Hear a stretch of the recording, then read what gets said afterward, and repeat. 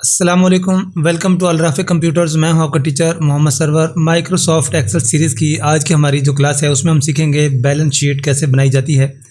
Balance sheet के अंदर हम इसको दो तरीके से यूटिलाइज़ करेंगे। एक फार्मूला उन यूज़र्स के लिए जो कि अभी बिल्कुल बिगनर्स हैं, जो एक्सेल या कंप्यूटर के बारे में ज़ीरो नॉलेज रखते हैं या फिर बहुत कम ही उनका नॉलेज है, उनके लिए मैंने प्लान किया है कि उनको बैलेंस शीट बनाना कैसे सिखाना है। और दूसरा उन यूज़र्स के लिए जो कि माइक्रोसॉफ्ट एक्सेल तो जानते हैं लेकिन वो बैलेंस शीट बनाना चाहते हैं और इसके कुछ टूल्स से भी वाकिफ़ हैं, तो उनको मैं ये एडवांस लेवल का फार्मूला भी सिखाऊंगा ताकि वो इसको अच्छे से यूटिलाइज़ कर सकें। तो चलते हैं हम सबसे पहले बिगनर्स के लिए। यहाँ पर ये एक मैंने छोटी सी एक शीट बना के रखी हुई है जिसके अंदर कुछ डाटा ऑलरेडी मैंने पुट किया हुआ है। ठीक है, तो यहाँ पर आपने दो चीज़ों को देखना है। नंबर एक तो आपकी इनकम्स, जब आपने बैलेंस शीट बनानी है तो उसके अंदर दो चीज़ें इंपॉर्टेंट हैं कि इनकम कितनी है और उसके आपने डिटेल डालनी है, और दूसरा एक्सपेंडिचर्स कितने हैं उसकी डिटेल डालनी है। ये दोनों चीज़ें हैं, इनको हमने बैलेंस करना है। आमदन कितनी है, अखराजात कितने हुए हैं, और एंड में हमारे पास जो बचता है वही बैलेंस होता है। उसको हमने फार्मूलाज की मदद से इस शीट के ऊपर रिप्रेजेंट करना है। अगर आप देख रहे हो कि यहाँ पर ये जो उर्दू फ़ॉन्ट आपको नज़र आ रहा है कि माइक्रोसॉफ्ट एक्सेल या एमएस वर्ड के अंदर ये फ़ॉन्ट किस तरीके से यूटिलाइज़ किया जाता है, तो अभी रिसेंट मैंने इसी के ऊपर एक वीडियो बना के अपलोड की है। आप मेरे चैनल पे जाके देख सकते हैं।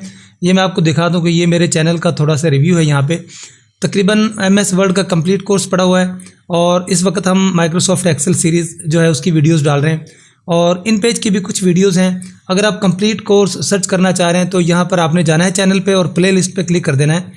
प्ले लिस्ट के ऊपर आप देखें, यहाँ पर आपको ये इन पेज की प्लेलिस्ट नज़र आ रही है, और साथ ही ये माइक्रोसॉफ्ट एक्सेल की प्लेलिस्ट है जिसके अंदर तमाम वीडियोज़ हैं, और साथ ही माइक्रोसॉफ्ट वर्ड की प्लेलिस्ट है। मैं इसे ओपन करके मज़ीद आगे नहीं दिखाऊंगा ताकि मैं आपका टाइम ज़ाया ना करूं। और चलते हैं हम अपने टॉपिक की तरफ और देखते हैं कि जो हमारी शीट है वो हमने किस तरीके से तैयार करनी है। तो यहाँ पर हमारी शीट रखी हुई है जिसके लिए सबसे पहले मैं बिगनर्स के हवाले से बताऊंगा। वो क्या है कि सिंपल जमा और तफरीक के फार्मूले यूज़ करके हम ये शीट क्रिएट करेंगे। कंसेप्ट क्लियर हो जाएगा कि ये शीट कैसे बनाई जाती है। अब ये देखें, ये हमारे पास टोटल वो डिटेल्स हैं। डेट वाइज आपने यहाँ पर डालना है कि किस डेट को हमारे पास कौन सी इनकम कहाँ से आई है। ये वो ज़राए हैं जिन ज़राए से आपके पास इनकम आ रही है, और ये आपकी इनकम की डिटेल है। इस सारी इनकम को हमने जमा करना है यहाँ नीचे। यहाँ पर हमने जमा का सिंपल फार्मूला लगाना है, ऑलरेडी लगाया, मैं दोबारा लगा के आपको दिखा देता हूँ। इज़ इक्वल टू सम के बाद ये आपसे पूछता है कि आपकी रेंज क्या है, कहाँ से कहाँ तक आपने जमा करना है। एक छोटी सी रेंज मैंने रखी है ताकि हम इसको सिर्फ कंसेप्ट को क्लियर कर लें। जमा का फार्मूला ये यहाँ पे लग गया। अगर आपने मेरी लास्ट वीडियोस नहीं देखी तो ऊपर मैं लिंक ऐड कर देता हूँ जहाँ पर आप देख सकते हैं कि जो बेसिक फंक्शंस हैं इसके जमा, तफरीक, ज़र्ब, तकसीम के, वो कैसे किए जाते हैं। तो इसकी कैलकुलेशन हमने यहाँ पर कर ली है। इसी तरीके से इन तमाम सेल्स की जिनके अंदर अभी मैंने डाटा नहीं लिखा, इनको भी हम ऐड करेंगे ताकि जब इसके अंदर कुछ डाटा डालें तो वो एक साथ ही यहाँ पे जमा हो जाए। ये हमारे एक्सपेंडिचर्स हैं, इज़ इक्वल टू सम, और यहाँ से आपने रेंज बता देनी है।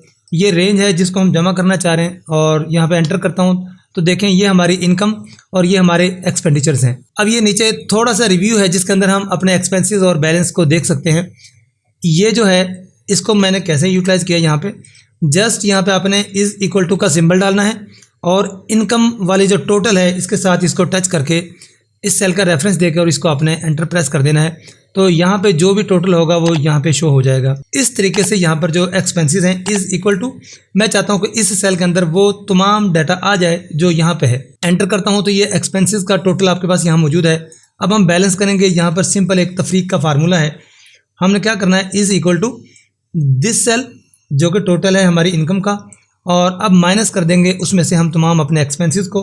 एंटर प्रेस करूंगा तो ये देखें कि ये आपके पास इसका फ़र्क आ जाता है कि इतनी आमदन, इतना खर्च, और ये आपके पास इस वक्त बैलेंस मौजूद है। लेकिन मैं चाहता हूं कि इस शीट के साथ इनकम तो जो है वो होती ही रहे जैसे भी आ रही है, लेकिन जैसे मैं यहाँ पर कोई एक्सपेंसेस डालूँ तो टोटल में से माइनस करके बता दे कि करंट अब मेरा यहाँ पर जो है ना वो बैलेंस कितना है। यहाँ पर मैं फ़र्ज़ी तौर पर कोई अमाउंट डाल देता हूँ। फ़र्ज़ किया मैं 500 डालता हूँ कि 500 रुपये कहीं पर खर्च हो गया है। मैं एंटर करूँगा तो अब देखें 47,000 में से 46,500 रुपये आपके पास मौजूद है। ये फार्मूला कैसे वर्क करता है ये भी बहुत सिंपल है।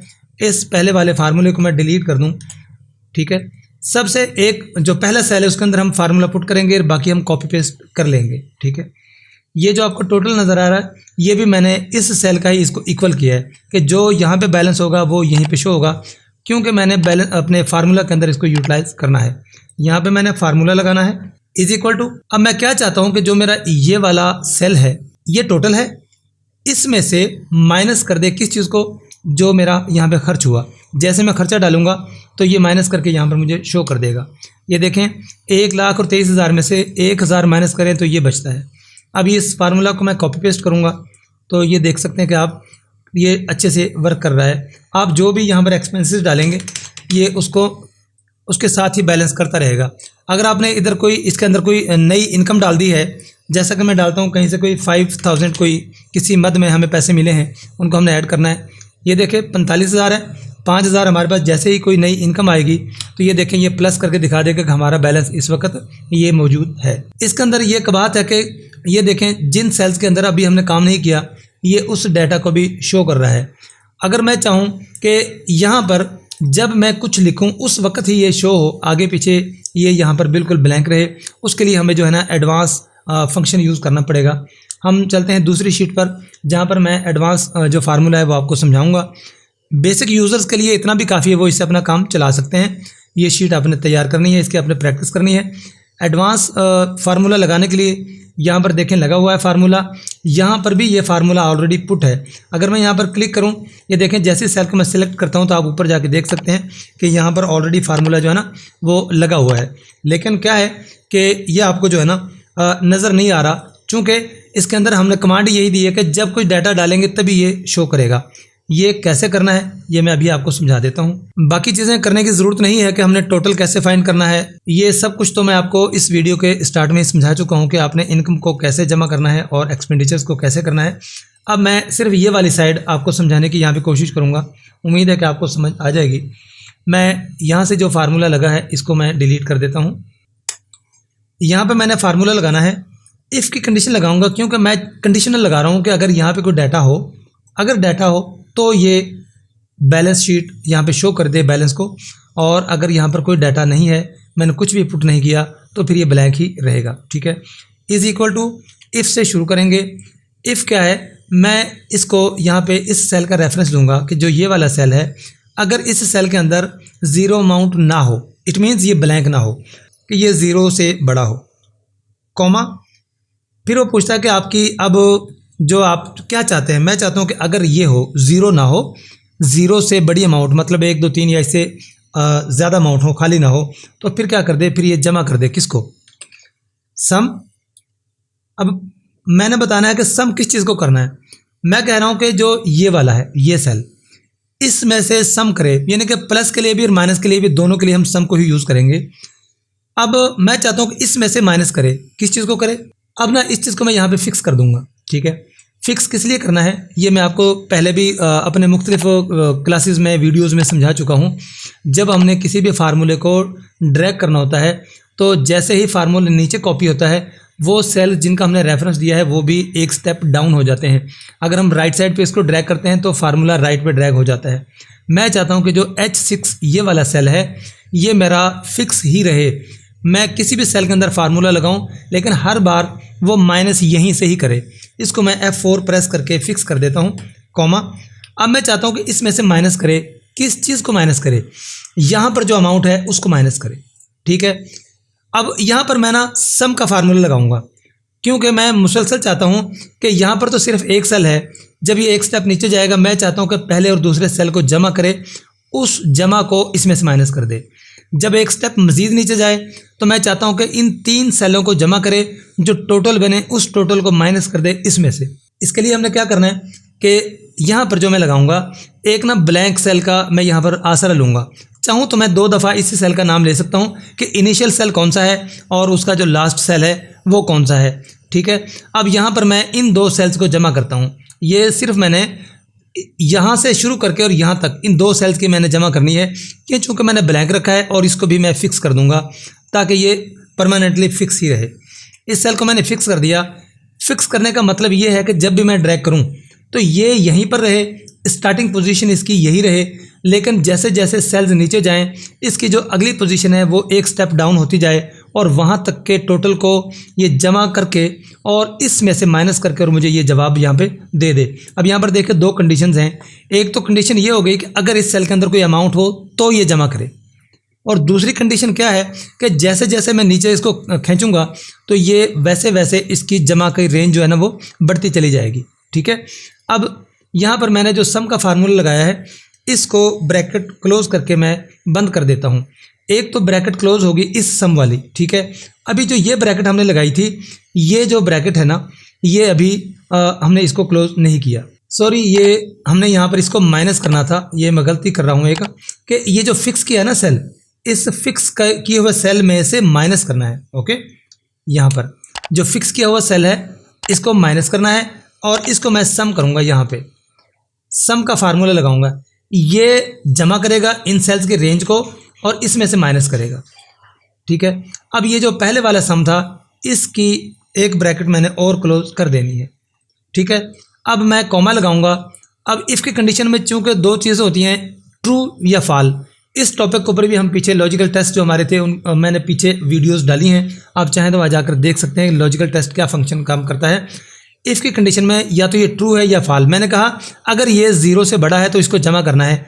एक कंडीशन तो ये होगी कि इसको जमा कर दे इस कंडीशन के मुताबिक। अगर ऐसा ना हो तो फिर क्या करे, फिर मैं चाहता हूँ कि ये इसको ब्लैंक छोड़ दे। ठीक है, यहाँ पर मैं ये वाले सिंबल डाल देता हूँ। अगर हमने यहाँ पर कोई मखसूस डाटा शो करना हो तो वो हम डाला करते हैं। मैं यहाँ पर कुछ भी नहीं लिख रहा, सिंपल।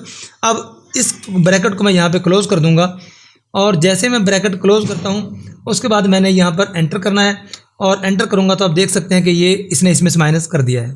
ठीक है, अब मैं इस फार्मूला को ड्रैग करता हूँ नीचे की जानिब। अब ये आप देख सकते हैं कि यहाँ तक इसने बड़े अच्छे अंदाज में काम किया है। अगर मैं इन चीज़ों को यहाँ से डिलीट कर दूँ तो ये देखें सेल्स हमारे ब्लैंक, और अगर मैं कंट्रोल जी करके अमाउंट वापस ले आऊँ तो आप देख सकते हैं कि ये उसी तरीके से मौजूद है। अब यहाँ देखें, यहाँ पर कुछ भी नहीं लिखा हुआ लेकिन फार्मूला मौजूद है। अब अगर मैं यहाँ पर कोई एक्सपेंडिचर एक और डाल दूँ, ठीक है, चूँकि मैंने कंडीशन ये रखी है कि यहाँ पर अगर मैं कुछ लिखूँ, ब्लैंक है तो ये ब्लैंक शो कर रहा है, और अगर यहाँ पर मैं फर्स्ट किया 2000 कोई अमाउंट डाल देता हूँ तो देखें ये इसमें से 2000 को माइनस करके मुझे जो है रिजल्ट यहाँ पे शो कर रहा है। तो ये एक एडवांस टेक्निक थी। उम्मीद है कि आपको आज कुछ नया सीखने को मिला होगा। अगर वीडियो अच्छी लगी है तो इसको लाइक कर दें और शेयर ज़रूर कर दें व्हाट्सएप पर, ट्विटर पर, फेसबुक पर अपने फ्रेंड्स में, ताकि वो भी इस चीज़ को सीख सकें। अगर कोई सवाल है, कोई बात समझ नहीं आई तो इसी वीडियो के नीचे जो कमेंट सेक्शन है वहाँ पर क्वेश्चन पुट कर दें और मैं इंशाल्लाह आपको उसका जवाब दूंगा, समझा दूंगा। और अगर कोई ऐसी कंडीशन हुई कि उसके लिए एक अलहदा से दोबारा वीडियो बनानी पड़ी तो मैं सेपरेटली आपका जो भी इशू है उसको आपके नाम के साथ टैग करके वो डिटेल से मैं आपको दोबारा से समझा दूंगा। मैंने कोशिश तो यही की है कि इसमें कोई ऐसी चीज़ बाकी ना रहे जो आपको समझ ना आए। तो मिलते हैं अपनी नेक्स्ट वीडियो में एक नए लेसन के साथ। तब तक के लिए इजाज़त दीजिए। अल्लाह हाफ़िज़।